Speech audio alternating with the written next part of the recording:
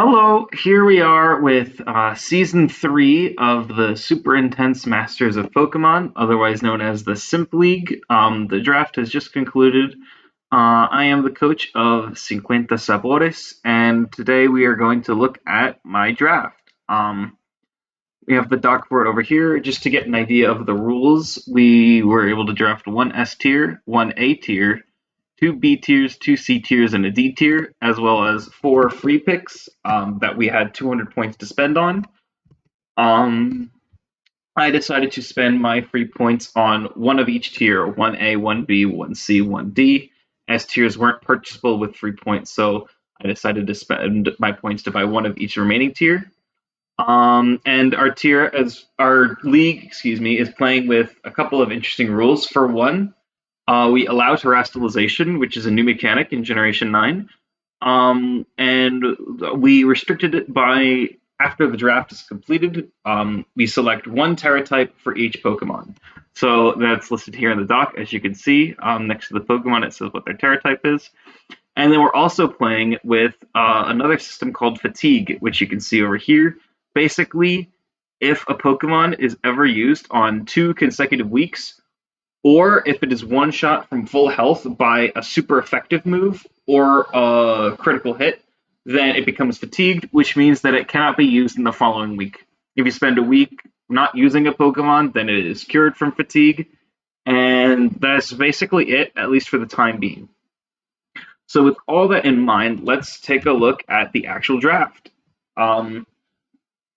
So first we have Flockus the Qianpao. This is my S tier pick. It is an extremely potent physical sweeper. Dark and Ice is a very excellent offensive type. Very few Pokemon resist both types. We have an excellent speed tier of 135. And we also have 120 attack, which doesn't sound that great, but when coupled with its signature Sword of Ruin ability, which multiplies the defense of all their Pokemon by 3/4, if you think about it, that's effectively the same in a singles match as multiplying your attack by 4/3. And the reason why this is so powerful is if we max out our attack and give it an adamant nature, which I will do here. If you multiply this by 4/3, it's as if our attack stat is 176, which sounds much, much more threatening. Because if we have adamant max attack, it's as if our attack stat is base 176, which is fantastic. As far as coverage goes for this thing, it's not that great. It's basically going to be relying on its Dark and Ice moves. We do have some coverage options, it's just not great. We have Sacred Sword, we have Psychic Fangs, we have Aerial Ace, and that's kind of it, really. It's a pretty one-dimensional Pokemon, but it's very strong and it's very excellent at its job, and that's all I need from it. Next up, we have Uva, the Galarian Slowking. This is a great specially defensive tank. As you can see, we have 95 HP and 110 special defense, which is very good, especially with its Regenerator ability. And 80 defense isn't that bad too. And 110 special attack is also nothing to sleep on for sure. As far as other abilities go, Curious Medicine doesn't do anything in singles, and Own Tempo isn't really that useful because it doesn't mind getting intimidated that much, and Confusion isn't very powerful this gen. So we're pretty much exclusively going to be running Regenerator, I think. As far as moves go, its main purpose is it's going to be a pivoting machine. Basically, get in, take a hit, switch out, get a Regenerator boost. As far as how we switch out, we could either hard switch out. We could use a new move that I got this gen called Chilly Reception, which basically starts a new weather condition called Snow while switching out. And what Snow does is it replaces Hail, and instead of buffeting all non-ice types at the end of each turn, it instead gives ice types a 50% defensive buff. So it kind of mimics Sandstorm in that aspect. It gives defensive buffs to ice types, which is appreciated, especially since ice is known as the worst defensive type in the game. We also have access to moves like Teleport. Oh, we do not have Teleport, actually. Okay, we just have Chilly Reception. Good to know now, but it's basically like a Teleport because of how slow our speed stat is. It's a pretty versatile Pokemon. It has a lot of moves like Psychic, Psyshock, Eerie Spell. You can Future Sight, Sludge Bomb. It has Toxic Spikes, Toxic. Flamethrower, Ice Beam, Grass Knot, Power Gem, Calm Mind, Surf Hydro Pump, Focus Blast, Hex. Being a grounded poison type is also really nice because it removes toxic spikes for free upon entering the field. And we give it the Flying Terra type just to remove its ground weakness, essentially. I don't intend to terrestrialize the defensive Pokemon very often, but it's just good to have the option in case I'm like in a situation where I have to. This is definitely a worthy A tier pick. Next up is Ouro Branco, the Corviknight. This is another excellent defensive pick. I spent all my A points, all my A tier Pokemon were just defensive, and I don't regret it one bit. Its bulk doesn't look that great, 98, 105, 85, but it goes the 105 defense and the 85 special defense really go a long way with 98 HP. It's a pretty high amount of HP. We have a very excellent defensive type in Flying and Steel. We're weak to only Fire and Electric, and we have 8 resistances and 2 immunities. And the reason why we have Terra Dragon on this thing is to resist Fire and Electric. Again, I don't intend to use it, but it's there in case I need it. One of the cool things about Corviknight is it's one of the few remaining defoggers since it got nuked as far as its distribution goes. It's no longer a move tutor move. So very few things get defog now. So we're very lucky to have it because it gets it as an egg move. All 3 of its abilities can be pretty decent. Pressure is probably going to be the one I'm using the most often. It just gets better the longer battles go. PP isn't like the most crucial thing, but like if the battle goes on for a really long time, it can start to matter. Especially since like recovery moves completely got nerfed. If Corviknight is out when the opponent tries to recover, which they might try to because it's kind of a passive Pokemon at times, they'll get punished for it by consuming 2 PP instead of 1, which means they'll essentially get only 4 recovers instead of 8. Unnerve is not that great. It's kind of okay. Like maybe prevent the opponent from using a citrus berry or a pinch berry or something like that. But it's very, very niche. I'm not 100% expecting to use it, to be honest. And then mirror armor is also kind of interesting. It could be good against like intimidators or something like that. Other potential stat drops too. We could be like bulky set. We have Iron Head, Brave Bird, U-Turn, Roost, Defog, stuff like that. We could also do stuff like Iron Defense and Body Press, which gets stronger every time we Iron Defense. If we're feeling especially frisky, we can also try something like we could bulk up or Home Claws and then use Power Trip, which, if you don't know, Power Trip gets more powerful with each of our stat boosts. You could also set up light screen, reflect, stuff like that. I think, yeah, light screen. We have Roost, which, like I said before, was nerfed, which is unfortunate, but it's still really good to have. We could taunt stuff. This Pokemon is pretty bulky and extremely versatile, and frankly, I'm excited to use it. Next up is Nino Trufado, the Sandy Shocks. It's definitely not my favorite Paradox Pokemon, but I will admit it is pretty goofy, and I do see its value for the team. It's an electric and ground type, which is pretty interesting, only seen before by Stunfisk. Um, and of course, since it's an ancient Paradox Pokemon, it has Photosynthesis as its ability.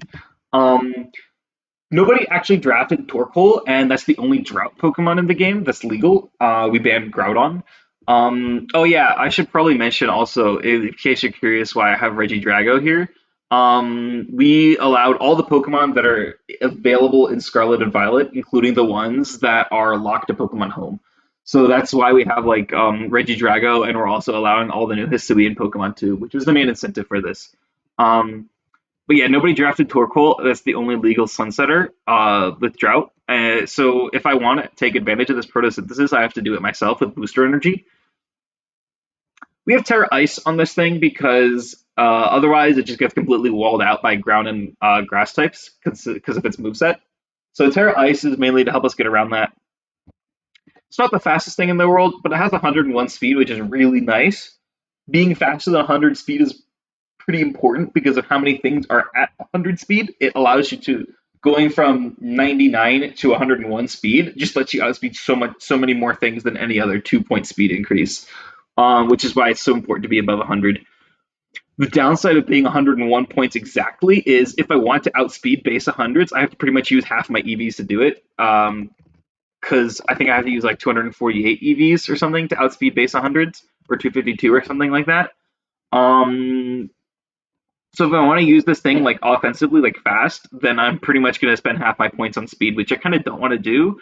It's kind of unfortunate, but it's still nice to be able to outspeed the hundreds in the first place. It's pretty decently bulky too. 85, 97, 85 bulk is not bad at all. It could do a lot of things. It could set up rocks and spikes. It could be offensive, discharge earth power. It could even run iron defense body press or set up light screen and reflect, stuff like that. I think this is a pretty versatile Pokemon. It's not especially good at anything, but like it's pretty decent at a lot of things. And 121 special attack is pretty good, especially if I can manage to trigger photosynthesis. So I'm really excited to work with this. Next up is Asia, the Regidrago. This is you might could be surprised that we put this in B tier, but this thing is actually surprisingly good now. It didn't really get anything new. It's just that terrestrialization does so much more for this because Dragon's Maw, if you don't know what it does, it multiplies its offensive attack stat by 50%, by 1.5 whenever it's using a dragon type move. And if we, because both of its attack and special attack are the same, and it has good dragon moves on both, if we take, let's say, special attack, and then we want to max it out to 252, and then we give it an attack boosting nature like Modest, then if we multiply this by 1.5, it's as if its attacking stat is 174, which again is very strong. Again, it's only when it's using dragon type moves, but it's still really good nonetheless. The problem with Regidrago is its moveset is so limited that it cannot do literally anything to fairy types. I think the best it could do is like Fire Fang. Yeah, Fire Fang. I think it's literally the best it could do. Maybe Hammer, not Hammer, Fire Fang. Yeah. So but the cool thing with Regidrago is now we can terrestrialize into a steel type. We could use Terra Blast. Even if I'm a physical attacker, Terra Blast will still be a physical attack if I'm terrestrialized. So we could choose whichever offensive stat we want to go with, and we could just obliterate the fairy that way. Maybe after a little bit of chip or something like that.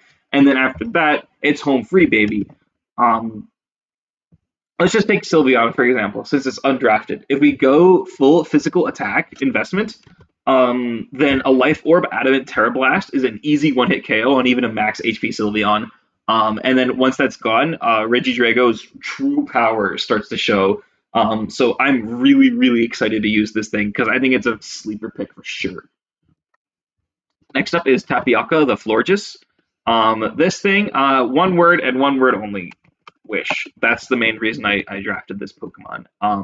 78 isn't that high of an HP stat, but it is still good to have Wish. Unfortunately, moves like Aromatherapy, Heal Bell, Refresh, stuff like that, those are all kind of gone this gen.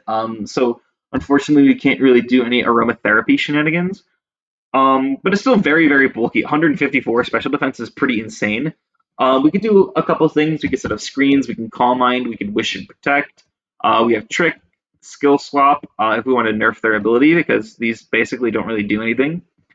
Um, we have decent coverage options also. We can like Energy Ball or Giga Drain. We can Psychic, Pollen Puff. We could be effective as like a Calm Mind Pokemon potentially.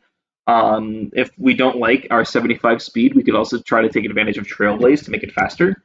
Um, we have the Water Terror type just because it's like really good defensively and like it's resisted by Steel, which Flora just is normally weak to. Yeah, there's not really that much to say about this Pokemon. It's kind of just a wishing machine, to be honest. But yeah, that's basically it.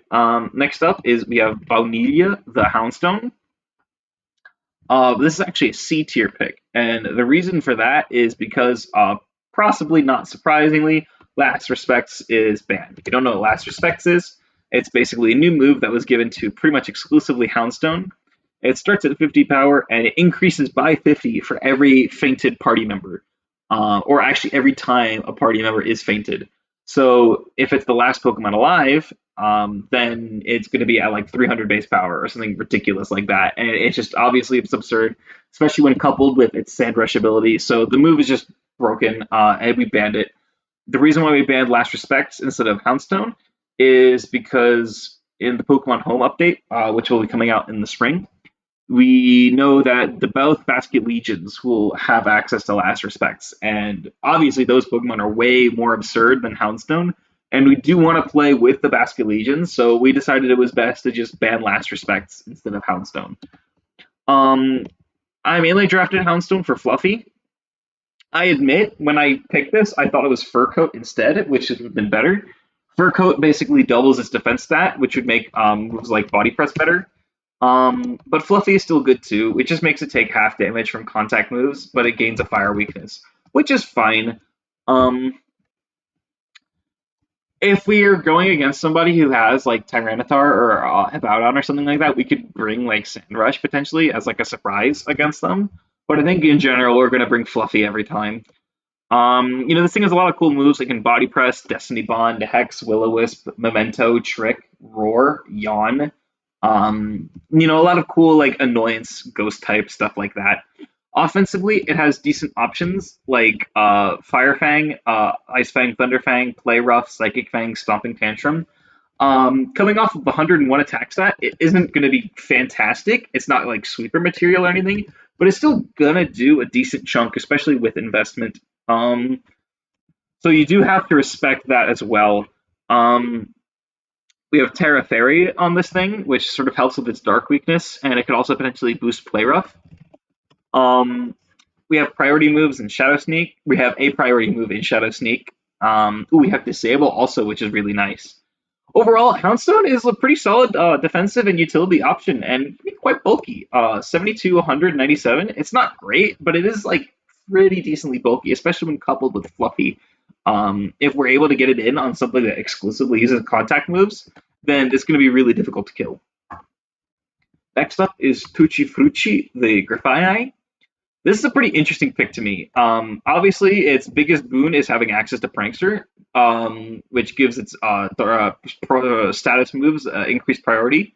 And it has access to a lot of really cool ones. It has Encore, it has Parting Shot, Switcheroo, Taunt, Toxic, Swagger, Metronome, Copycat. If I'm feeling really spicy, I could also bring Doodle out, but I don't really see that happening. With the poison and normal typing, it's kind of interesting. It also has access to Unburden, which can also be pretty interesting. Basically, we could do something like Endure and then proc like a Salic Berry or something like that. Or we could even couple it with something like Swords Dance or Nasty Plot, which it has both of, by the way. As far as the physical side goes, we have access to stuff like Acrobatics, Facade, Foul Play, Gunk Shot, Knockoff, which is pretty rare now, Low Kick, Trailblaze, X Scissor. For on the special side, the options are pretty limited. All we really have are Sludge Bomb and like normal move, and then Terra Blast, which isn't bad because like we can have Terra Dark on this thing mainly to make it immune to Prankster itself. So if we're like doing Prankster stuff and we're worried about getting Prankster taunted, we have the Terra Dark to sort of block that. It doesn't. It's not really super good as an offensive threat. Like its offensive stats aren't very stellar, but it's mainly meant to just be like prankster, like annoyance in general. But it also does have the unburden option, which the opponent has to respect. It could pull it off as like a surprise set if it has to, basically. So yeah, that's Tucci Frucci. Next up is Brigadero, the Colossal. Um, this I'm pretty excited to use this one. This is a pretty solid like alternative stealth rock option. It's actually pretty bulky. It has 110 HP, which is pretty high. Coupled with 120 defense and 90 special defense, it's really good. The typing Rock Fire is kind of bad though, so it sort of isn't as great as it sounds. But now that it can terrestrialize into a water type, its things start to sound pretty good for it. Like I said, it can set up Stealth Rock, it can set up spikes, it can Iron Defense, Body Press, it can set up screens. It has Rapid Spin, it has Will-O-Wisp. Its offenses are both 80, which aren't that great. But it's still like a pretty solid offensive type, like Rock and Fire. Like together, there's if you combine it with Earthquake, which it gets, there's no resistances basically. Um, the reason why I bring up its offenses is because we could consider something like a weakness policy. Terra Water to we could have a weakness policy, and then we could Terra Water to make it easier to trigger its Steam Engine ability, which basically says that if it gets hit by a fire or a water move, its speed is raised by 6 stages, and it suddenly becomes really fast and really strong. Um, this was really common and easy to do in like Dynamax metas because if you Dynamax, you can double your health, and it's basically as if you're not that weak to water anymore. But now that we can't Dynamax anymore, water moves are much more threatening. So Terastallizing into a water type is now our way to get around taking a billion damage from Steam Engine. But yeah, this is a really cool Pokemon, I think, and I'm really excited to use it in the new generation. Next up is Pistachi the Basculin, which is actually three Pokemon because we get access to all of them. The red stripe form, the blue stripe form, and the white stripe form. Now these three Pokemon are all the exact same with a few minor changes. Number one is the white stripe form can hold an Eviolite, and it has the Rattled ability, but the blue one has Rockhead, and the red one has Reckless. The all three of them have adaptability and mold breaker as their other abilities, and their movesets and stats are all exactly the same. So basically, which one I'm bringing each week basically says either which ability I'm going to bring or which ability I want to bluff bringing. Essentially, if you want to think about it like that. I think both Rockhead, which negates recoil from recoil moves, or Reckless, which increases damage from recoil moves, are both really interesting because we have a lot of really powerful recoil moves, like Wave Crash, which is new to this gen, which is 120 power, especially if coupled with adaptability. And also we have Rockhead, or Head Smash. I'm sorry, it has Head Smash, which is also 150 base power, even stronger. And that's mainly why we have Terra Rock, because if you can imagine adaptability, Terra Rock, Head Smash, and Wave Crash, that's pretty like spicy, I think. Um, Well, we have more options on the physical side. We have stuff like Wave Crash and Head Smash, like I said. We also have Aqua Jet for priority. We have Psychic Fangs, Ice Fang, Waterfall. We have access to a lot of special moves too, like Hydro Pump and Surf, Ice Beam. Even if we're feeling spicy, we can even go for something like Final Gambit, um, which isn't that great coming off of our 70 HP stat, but like it could be like a niche option to pick off a KO. Like we can just slap it on if we don't know what our fourth, if like we don't really need to use our fourth move at all. We just slap Final Gambit on just to be hilarious and see if we can like find a way to pick up a surprise KO. It also has a couple of cool utility moves like an agility and taunt. And I also have soak written down. Don't really know what I'm going to use it for, but maybe we could soak stuff. And last but certainly not least, we have Acai the Electros. This is a more utility focused electric type. Typically, when I have my electric type isn't like super fast offensive, like last league I was in, I had Zeraora. If I don't have something like that, then I like to have a second, like more utility focused electric type.